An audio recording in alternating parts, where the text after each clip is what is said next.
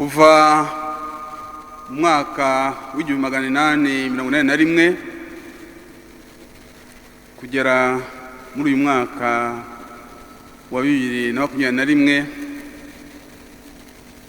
imyaka 140 iruzuye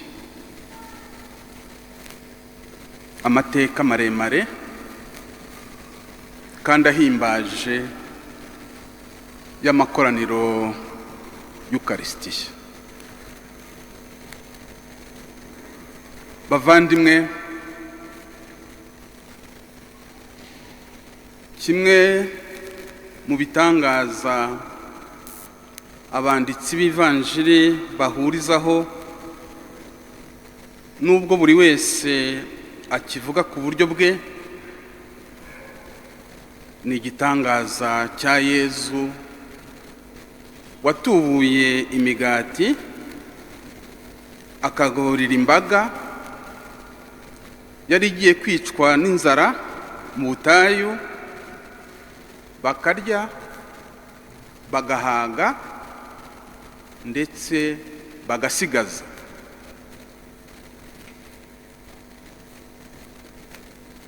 Mutagatifu Yohani atwereka ko Yezu yashatse ko iyo mbaga imaze guhaga ndetse igasigaza idahagama kuri uwo mugati utunga umubiri, ahubwo Yezu yaboneyeho umwanya wo kubahishurira ibanga rikomeye ku bimwerekeye. Avuga ko ari we mugati w'ubugingo, nige mugati muzima wamanutse mu ijuru. Urya uwo mugati azabaho iteka. Aya magambo nk'uko mubizi yakuruye impaka mu Bayahudi.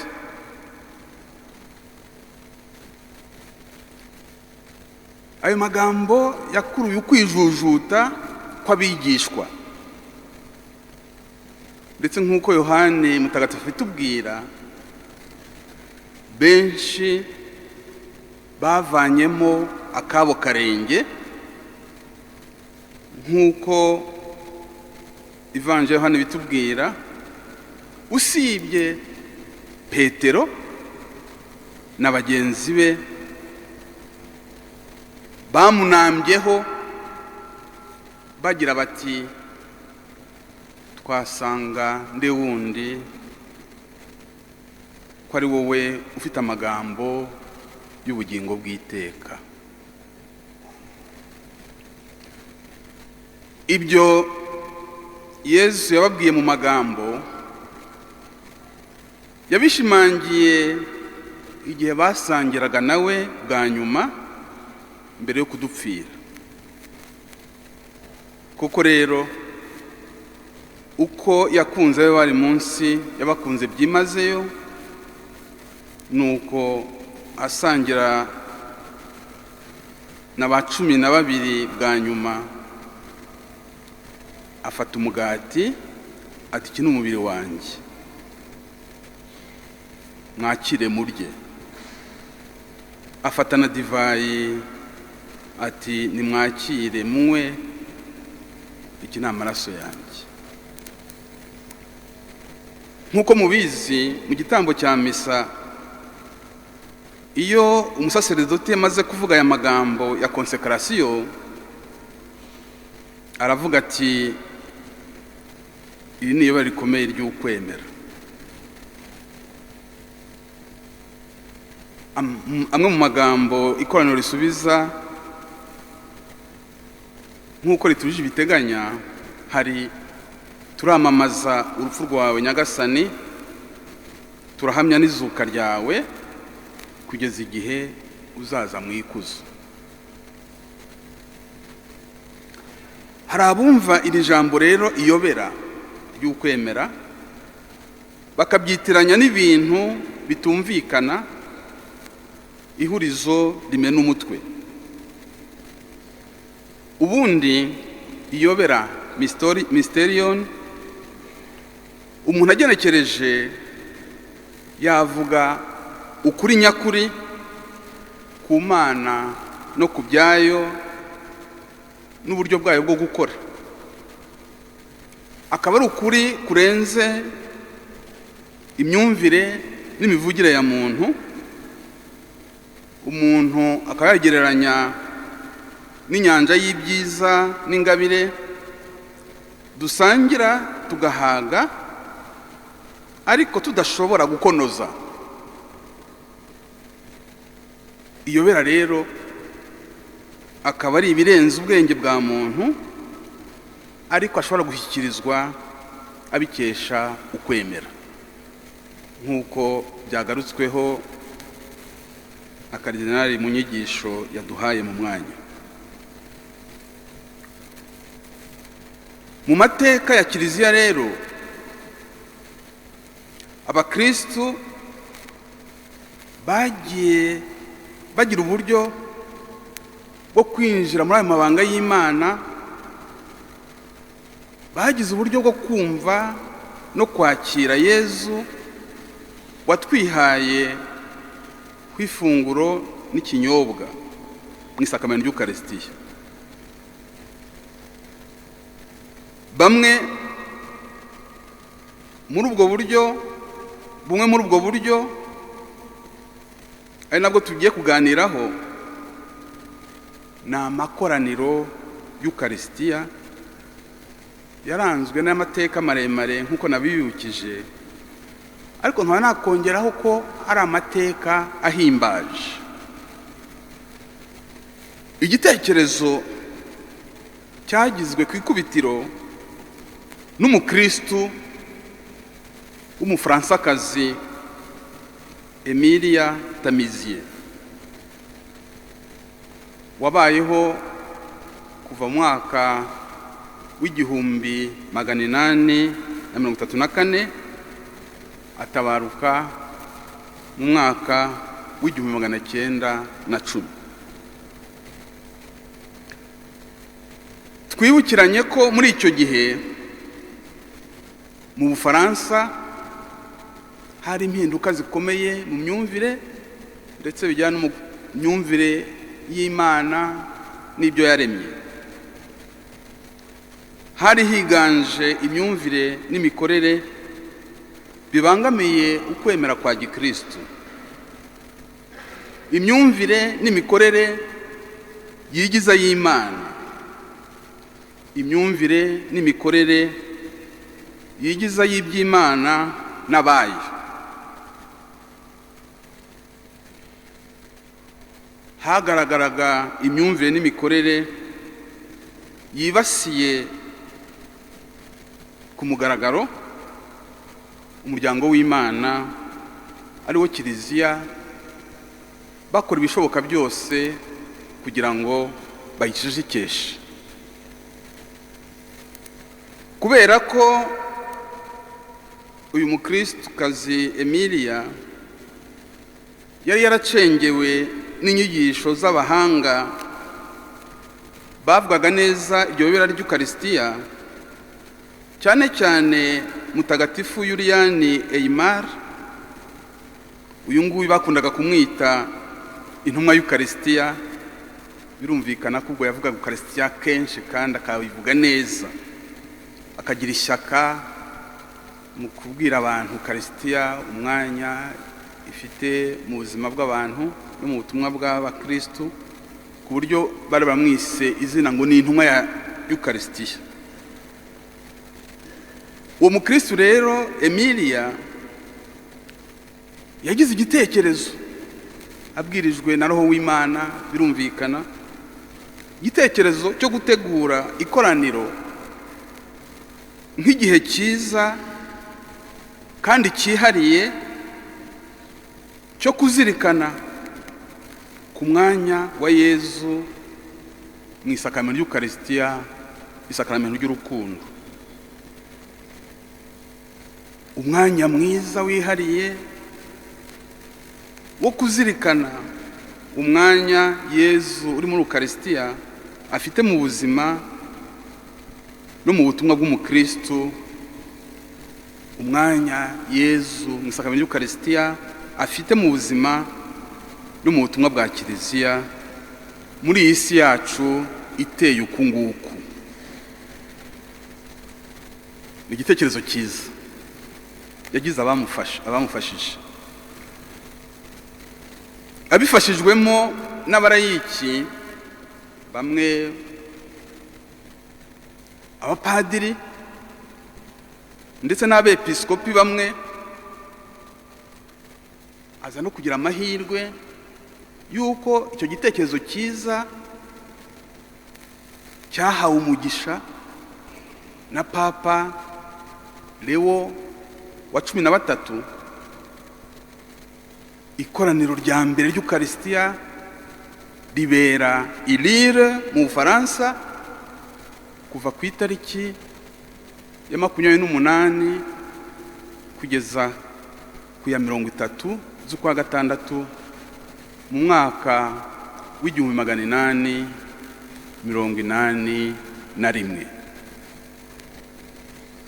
Umuntu yagira amatsiko y'ingingo remezo y'iryo koraniro rya mbere. Ingingo remezo y'iryo koraniro rya mbere yari Ukarisitiya ikiza isi. Ukarisitiya ikiza isi. L'Eucharistie sauve le monde.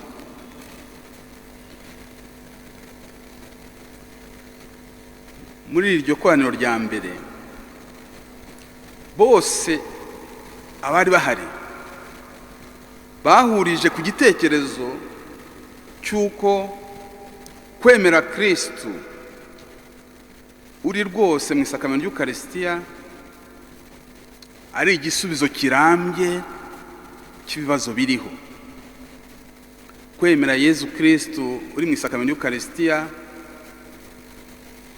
kumwubaha, kumuhabwa neza,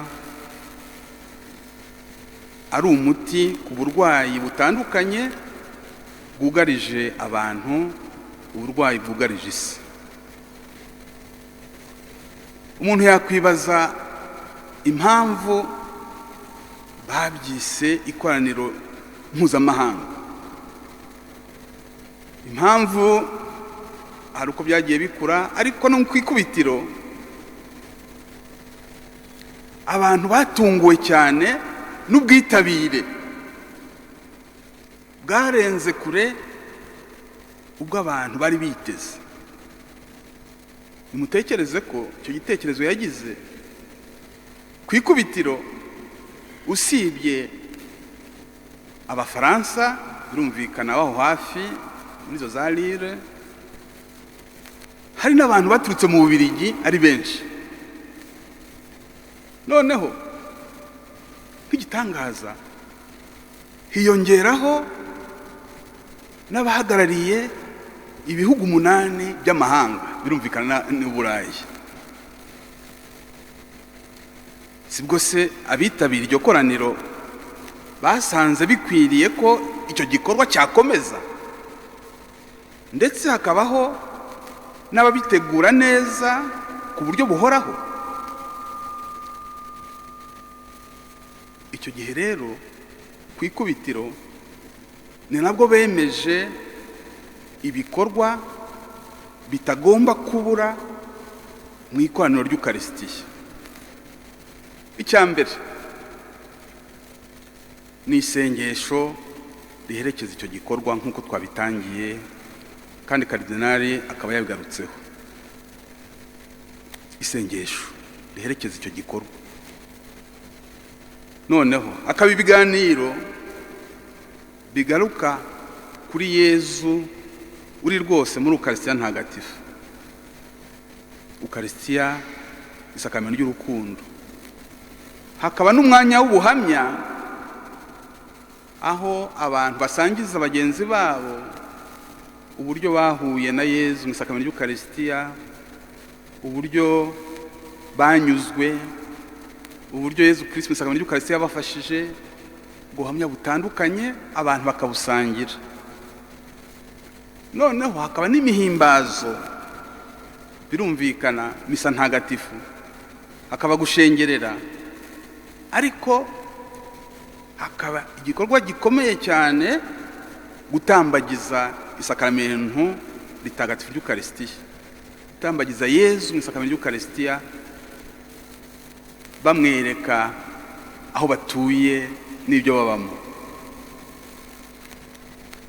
Ibyo bikorwa kuva mu ntangiriro bifuje ko bitajya bibura, ko buri gihe nubwo hagaragara ingufu izi n'izi aha n'aha, ariko ibyo bikorwa by'ingenzi bikaboneka. Nayo mpamvu muri iri koraniro, ubundi abatabizi neza baravuga ngo nzajya muri iki, ubundi ariko ni ikintu umuntu yakira nk'impano, umuntu atagomba gucamo ibice. Ni ukuvuga ngo iyi minsi turi kumwe, ni ukuvuga ibyo bikorwa byose ugenda bibumbye bigaruka kuri Yezu mu isakamento ry'Ukaristiya. Amakoraniro 5 ya mbere urebye yakurikiranaga buri mwaka, iri ry'Lille mu Bufaransa mu mwaka 1881, iryakurikiyeho naryo ni mu Bufaransa Avignon, umwaka ukurikiyeho umwaka 1882, iryakurikiyeho rya gatatu ryatangiye gusohoka mu Bufaransa bajya i Liège mu Bubiligi mu mwaka 1883, ndetse barongera barakomeza. Irya kane ribera i Fribourg mu Busuwisi mu mwaka 1885. Umwaka ukurikiyeho ikoraniro rya gatanu ribera i Toulouse mu Bufaransa mu mwaka 1886. Nifuje kugaruka kuri ayo makoraniro ya mbere kugira ngo mwumve ahantu yaberaga, ariko cyane cyane n'uburyo abantu bari banyuzwe ku buryo buri mwaka bifuza ko iryo koraniro riba, kubera ko ari umwanya mwiza wo kugaruka ku buzima bw'umukristo, ikimutungira ubuzima n'ikimutera imbaraga.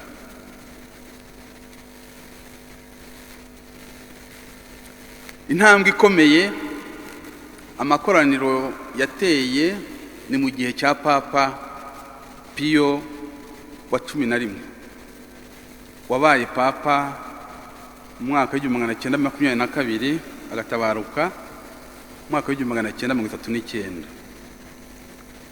Mu gihe cya Papa Pio wa 11 niho amakoraniro y'Ukaristiya yatangiye kuba koko mpuzamahanga.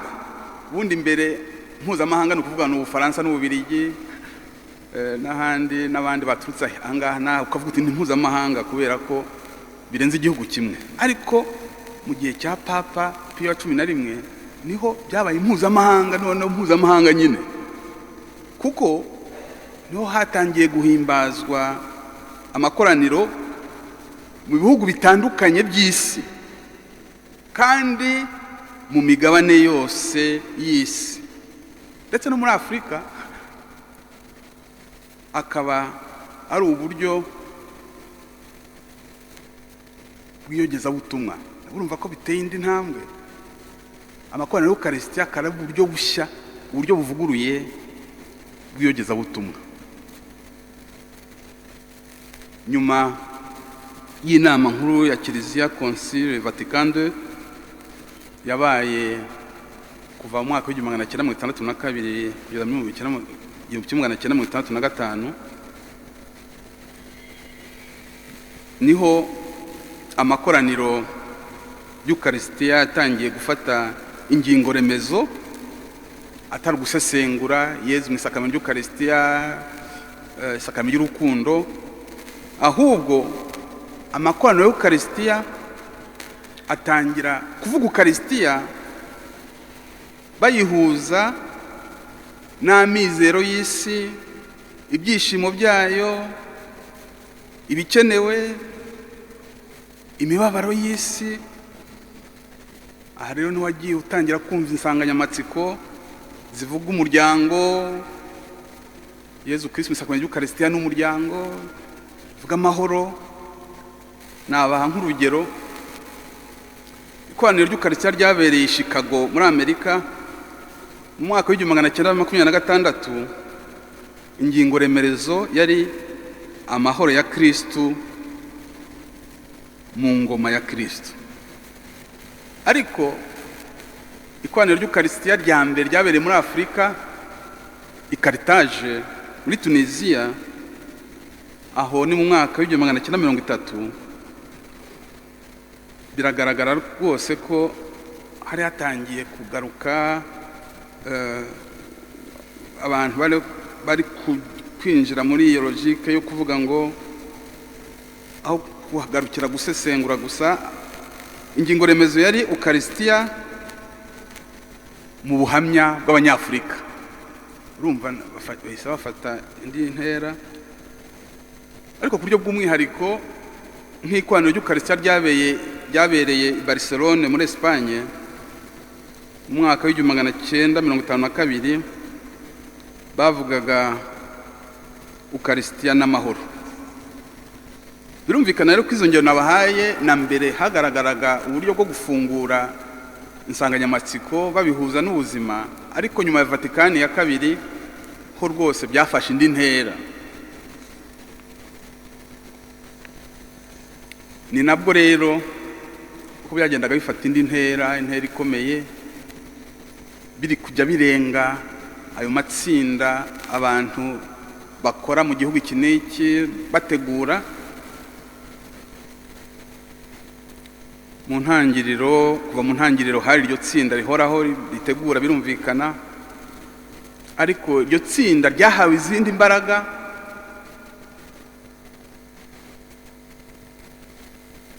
Iryo tsinda barishinga ryitwa Komite Pontificale, ni ukuvuga ni itsinda rigengwa n'ubuyobozi bukuru bwa Kiliziya. Papa akaba ari we ubigena. Ibyo rero ni intambwe amakoraniro yateye mu gihe cya Papa Mutagatifu Yohani Paul wa kabiri. Mu makuru ya hafi nuko ubu ngubu uriyobora ari umupadiri witwa Corrado Majoni, akaba yarasimbuye ejo bundi nyuma y'ikoraniro ry'Ukarisitiya ry'i Budapest. Musenyeri Pietro Marini yasimbuwe kuri uwo mwanya, yari amazeho igihe, asimburwa n'uyu mupadiri. Iyo komite rero Pontificale, itsinda rigengwa n'ubuyobozi bukuru bwa Kiliziya, akaba ariyo yafashe icyo gikorwa igakorana n'ibihugu biba bitahiwe. Amakoraniro atanu aheruka,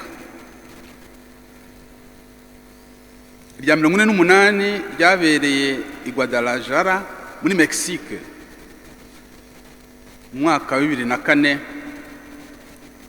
Guhera muri imyaka ya vuba aha amakoraniro asigaye aba buri myaka 4. Akaba rero ingingo remezo yari Ukarisitiya, urumuri n'ubuzima bw'ikinyejana gishya. Batekereza ikinyejana gishya. Yabereye i Quebec muri Canada muri 2008. Ingingo remezo yari Ukarisitiya, ingabire y'Imana iha isi ubuzima. Birumvikana ko iya 50 yabereye i Dublin muri 2012. Ingingo remezo yari Ukarisitiya, kunga ubumwe na Kristo n'abavandimwe. Ya 51 ikoraniro ry'Ukarisitiya rya 51 ryabereye i Cebu muri Philippines muri 2016.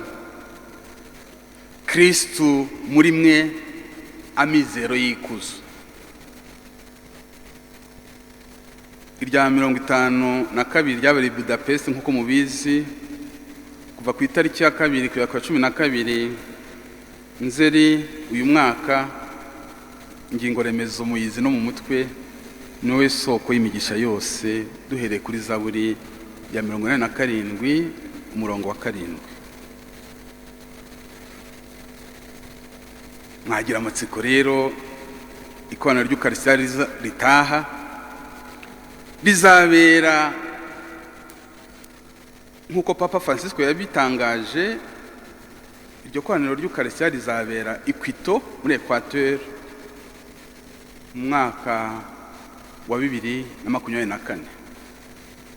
Nubwo ingi ryabaye muri 2021 ariko ryagomba kuba ryabaye muri 2020 kubera coronavirus ririmurwa. Bashatse kugumana iyo ritime, ubwo buryo bwo byabera imyaka 4 ku buryo iry'ubutaha rizaba muri 2024 ribere i Quito muri Equateur. Muri buze gutangazwa n'ukuntu ibintu bigenda bihura. I Quito muri Equateur niho habereye ikoraniro ry'Ukarisitiya ry'igihugu nk'uko bavuga Kigali. Hambere amakoraniro agitangira i Quito habereye ikoraniro ry'Ukarisitiya ry'igihugu ya mbere mu mateka, kimwe nuko ari rya mbere mu Rwanda mu mateka hano i Kigali. Bavandimwe, koko rero Yezu uri rwose mu isakamento ry'Ukarisitiya ni isoko idakama y'imigisha y'igisagirane. Muri ikoraniro rya 52 bamwe bashoboye kugera i Budapest nubwo bitari byoroshye kubera ibihe by'icyorezo cya COVID-19. Abandi benshi bahujwe n'amaradiyo, itangazamakuru, za televiziyo, imbuga nkoranyambaga. Twagize amahirwe n'umugisha yuko Kiliziya Gatolika mu Rwanda yari hagarariwe mu rwego rwo hejuru na Kardinali Antoni Kambanda, Archiepiscopi wa Kigali. Nifuza ko mwamfasha kugira ngo tumushimire.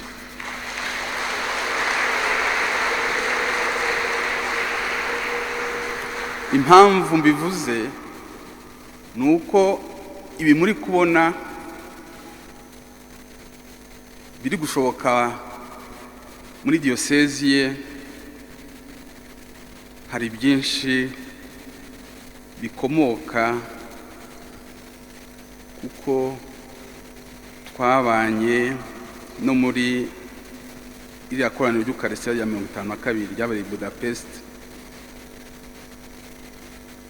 Twari twajyanye twadushimira Imana yaduhaye kwitabira iryo koraniro mpuzamahanga ry'Ukarisitiya. Ntibyari byoroshye, byabaye kwiyemeza.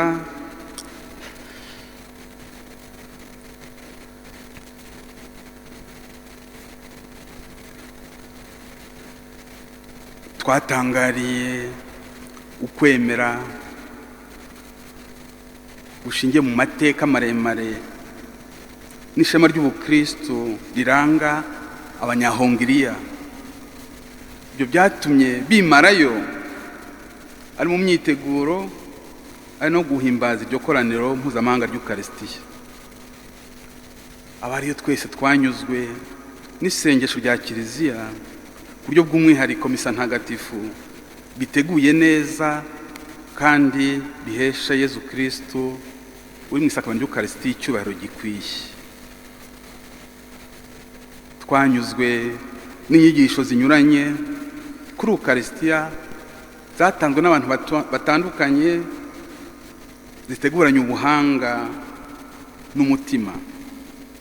Hakaba n'ubuhamya bwatanzwe n'abahuye na Kristo koko bakumva ijambo rye, bagashyikirana nawe mu isengesho ridahuga, bakamuhabwa kenshi kandi neza mu isakamento ry'Ukarisitiya. Twanyuzwe by'agahebuzo kubera ko mu gusoza Papa Francisco yiziye ubwe, maze bikarushaho kugaragaza ubumwe bwa Kiliziya abakristo bakesha Yezu mu sakramento y'Eucharistia.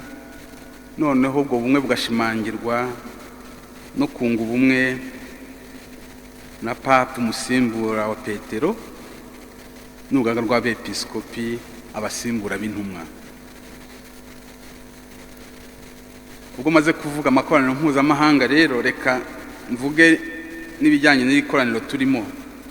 Usibye rero amakoraniro mpuzamahanga y'Eucharistia, hashobora kubaho amakoraniro y'Eucharistia y'igihugu, Congrès Eucharistique Nationaux. Ayo rero yemezwa n'abepiskopi bishyize hamwe muri conference nk'iyacu mu gihugu runaka. Barabyiyemeza, bakahitamo amatariki aho izabera n'ingingo remezo. Nkuko nabibabwiye rero, iya mbere mu mateka y'isi, mu mateka y'amakoraniro y'Eucharistia yabereye i Quito mu gihugu cya Equateur. Nimutekereze ko hari mu mwaka w'1846. Nyuma y'imyaka 5 gusa amakoraniro yatangiye i Quito, iyo hirya yepfo muri Amerika y'Amajyepfo habereye ikoraniro rya mbere y'Eucharistia. Kugera muri 2018 imibare dufite, kuko ubu ngubu ni ikongere, iri koraniro ubu nagombye kubigeza ku rwego rubishinzwe ku buryo bahise bongeraho ku isi bati hari n'ikoraniro ry'Eucharistia ryabere riri kubera, ubu barabizi, riri kubera i Kigali. Kugera muri 2018 niyo mibare mfite, hari hamaze kuba amakoraniro y'igihugu 250. Igihe amakoraniro mpuzamahanga y'Eucharistia ari 52, amakoraniro y'igihugu ku buryo nk'ubu ngubu muri 2018 yari 250. Umuntu akaba atabariramo amakoraniro y'Eucharistia himbazwa muri za diocese y'umwepiskopi abonye bikwiye. Nta wundi wayigena ikoraniro ry'Eucharistia muri diocese usibye umwepiskopi, kandi iryo koraniro akariha gahunda.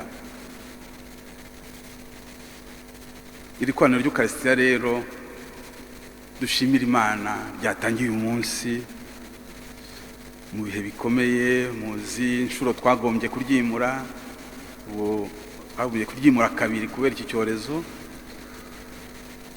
Dushimira Imana yiduhaye guhimbaza iri koraniro hano i Kigali.